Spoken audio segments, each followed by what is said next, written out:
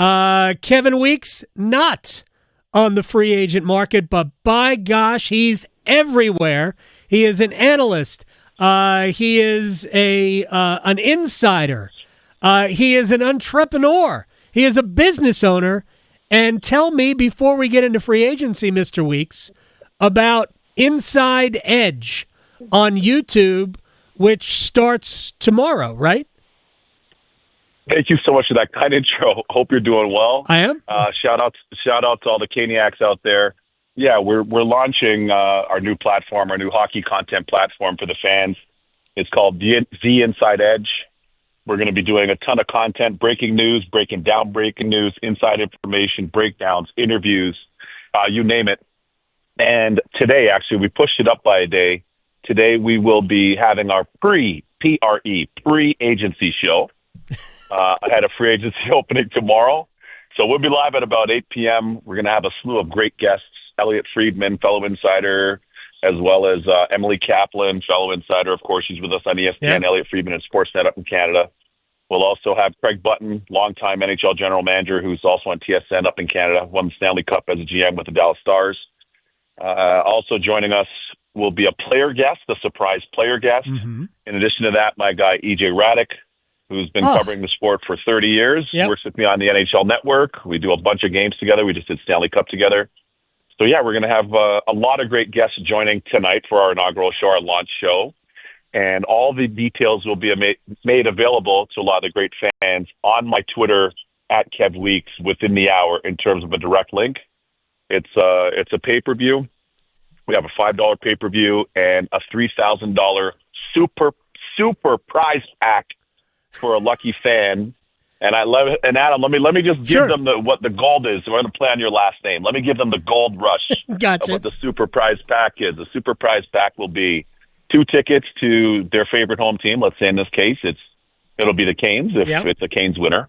2 tickets to the season home opener. A $1,000 gift card for NHL.com to shopNHL.com to get them all geared up for the season with all their favorite swag, and a $1,000 Visa gift card so they can kind of throw themselves a party in anticipation of the new NHL season. So we want to be connected to the fans as always and give back to the fans. And this is kind of another expansion on that with this latest venture. That is absolutely awesome. Thank you. And only for a $5 pay-per-view. That very good. The Inside Edge and all the information will come on Kevin's Twitter @Kevin Weeks. All right, so let me get into. By the way, we just had EJ Radick on, not last week, but the week before. I know you guys were doing the games together on the international broadcast. We talked to EJ all the time. Our friend Ben Seltzer is now part of our family here, so I know you. My buddy Alka. Alka Seltzer. Very nice. That's my boy. That's our boy. Yes. I'll use that. He's going to hang out with me tomorrow during the first day of free agency. Nice. You got a good one in him, too. Oh, he's great. You know the organization well. It's pretty unlikely. I mean, I think you can make an argument that the Hurricanes should go hard after an Aaron Ekblad who looks like he's going to be in the free agent pool.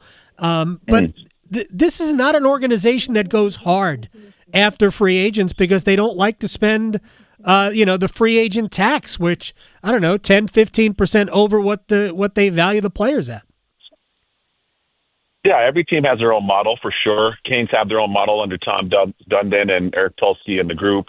Let me just say my man Rod brind'amour is one of the best in the business. Yep.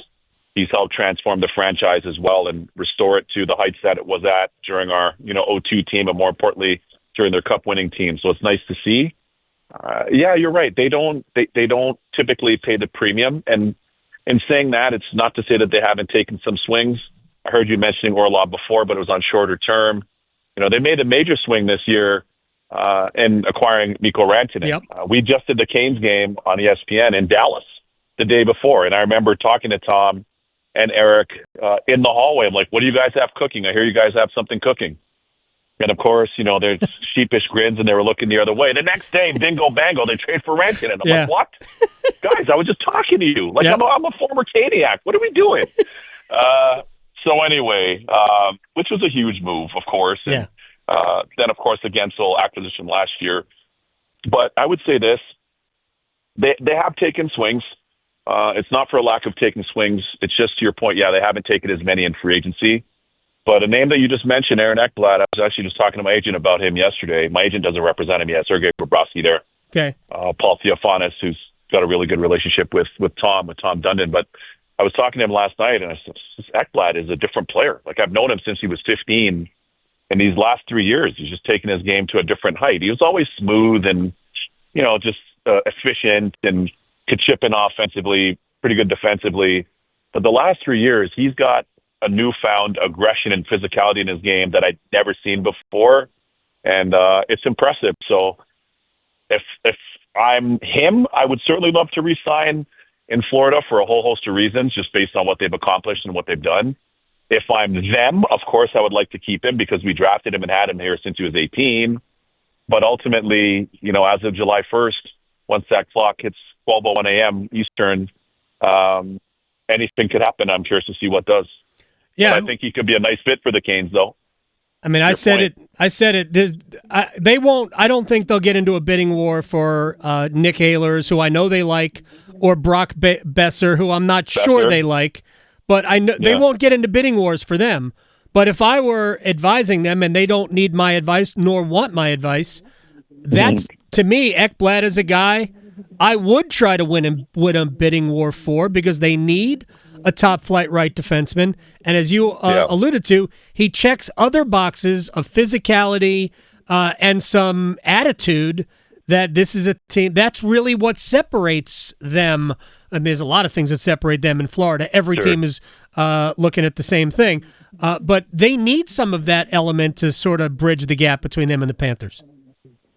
I agree. Listen, as mentioned, I've been saying it for the last, really since Roddy's come aboard and the new ownership. I've been saying the Canes are a Stanley Cup contender, and I say it every year. And I said it most recently at the start of this season that just concluded. The Canes are a Cup contender, make no mistake about it, but you need a little extra X factor. And whatever that looks like, whether it's a game breaker that can bust the game open and score a big-time goal in the postseason when you need them, whether it's a defenseman that can lay a big hit at the right time or chip in offensively, any of those different things, you just need some X factor juice in that group, and already what's a good team.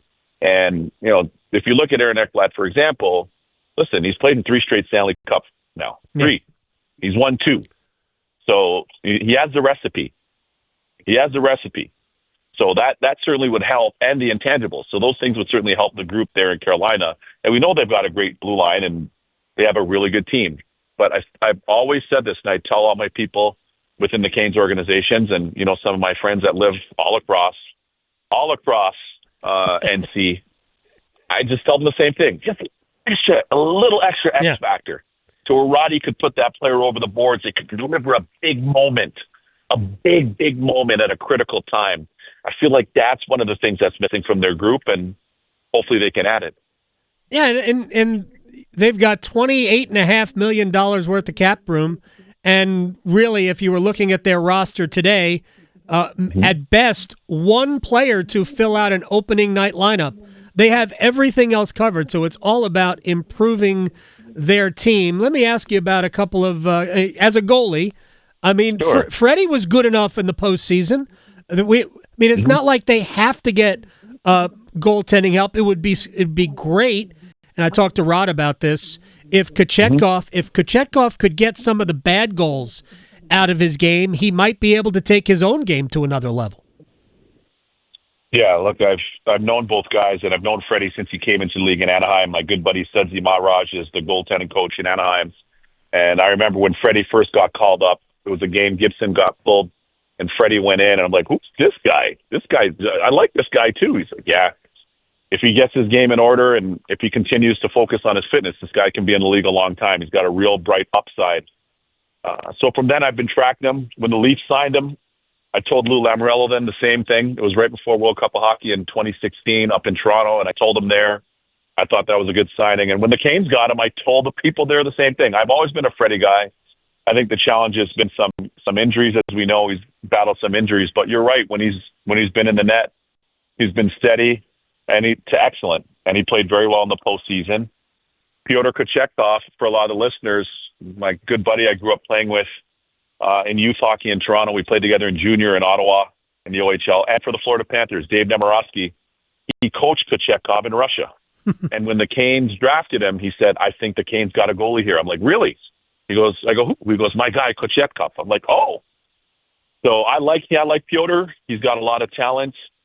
Our good buddy Trip Tracy down there, would certainly echo that. I just think he's got the talent. He has the aptitude. And you're right. If he can eliminate that untimely goal that he can stop based on his talent, that would take his game to the next level. But there's a lot to work with there. It's just him finding a way to eliminate that. I couldn't agree more. Kevin Weeks is joining us here, and if you want the inside edge, it starts tonight at 8 o'clock on YouTube. All the information will come in Kevin Weeks on Kevin Weeks' Twitter page. Let me ask you about it. Just a couple of players kind of down the board that might be available via free agency. Mikael Granlund had a really good postseason for Dallas. He did. They have no room to keep anybody. Is he somebody that Carolina should look at? Why not? He's proven that he could play in the postseason. He's proven he could play in the regular season. He plays multiple positions. Hard-working Finnish player. I'm sure he knows and has a relationship with Fishy, who they call down there, Mr. Aho, among others. And I've always liked his versatility. I like his skill set. He's unafraid to make plays in the hard areas. And, every team, I shouldn't say every, the good teams have an identity. They have a defined identity and what their characteristics are. The Canes have those. I think he's somebody that they can plug into their system. And it doesn't have to be a huge out-of-pocket spend, but I think there could be some value there as a good top six, maybe middle six player for the Canes that's a professional. I know the way our boy Roddy B operates and respect the hell out of him. And I don't think that Granlund will have any problems with that. He'd fit into that seamlessly, into that group. And I think he could be a nice piece for them, potentially. I really do. But here's the one thing, too, for the listeners. Sure. Is, as I broke the Noah Dotson trade the other day, the morning of the draft from L.A., and then, what's the other one I broke on the plane? There's another one that I just broke on the plane as well. I got to go to my Twitter, but the reason why I say that, the reason why I actually referenced that is, even though the draft was going on, there's still trades that are being made, and it was a John Gibson one, Gibson to Detroit. But even though the draft was going on, there's still some trades to be made, not as many as we thought. But I certainly believe with free agency opening, there's going to be a lot of activity. And also keep in mind, I've spoken to two agents about this last night. With the upcoming CBA, the max term contract, if you re-sign with your original team, will drop from 8 to 7 years. And if you sign with a new team, it'll drop from 7 to 6. So that could also spur activity. You could also see instances where teams may even re-sign their own unrestricted free agent and trade them because the player wants that extra year now. They want to maximize on the 8-year now. Right. So there's a lot that's in play. There's certainly been a lot that I've been privy to, and I'm just curious to see how much of this shakes out. Yeah, and I do think we might see that with Toronto and Mitch Marner. That could happen. I wonder if that would happen with Rasmus Andersson and the Calgary Flames. How do you see that coming out? Yeah, I'd be interested to see what happens there. Like, obviously, they re-signed Kevin Ball to that deal yesterday, signed him to an extension. He's a part of their top four. For whatever reason, I've never gotten the sense that it's been 100% with Anderson there, and I don't know why. He's been a good player for them. But, yeah, I do know that he's from teams that I've spoken to. He's an attractive piece. The Flames have certainly been gauging interest, and it would be of benefit to him, certainly, if he can get the extra year, if he wants to move on, to sign with Calgary and do a sign and trade. And then obviously it'd then be of value to the team because they would get an asset or some type of a package in return. So it's a good way to do business. We haven't seen it very often, certainly not as much as you see it in the NBA. Right. But as mentioned, that's one of the flavors of choice in the NBA. But as mentioned in the NHL, now with this kind of changing of the landscape with this new CBA extension, I think we could see a lot more of that going forward. Kevin Weeks, a man who breaks news on planes. I don't know how you do that, but you do. At Kevin Weeks, the Inside Edge, the pre-agency show tonight at 8:00. I appreciate your time, sir. I know you are a busy man with a lot of irons in the fire, so thank you very much for carving out a few minutes. No problem, Adam. Thanks for having me. I see our little guy looking at me through the screen door, so I'll go in there and put him down for his nap before he asks for another treat. But anyway, no, thanks so much for having me. And always, man, shout out and love to the Caniacs down there. Appreciate all of you. You know how much I love my time there and Greensboro, too, with the Monarchs. So shout out to everybody down there in beautiful Canesville. Hope you're doing well. Kevin, thank you very much. All right, my man. Thanks for having me. You got it. Kevin Weeks here on The Adam Gold Show.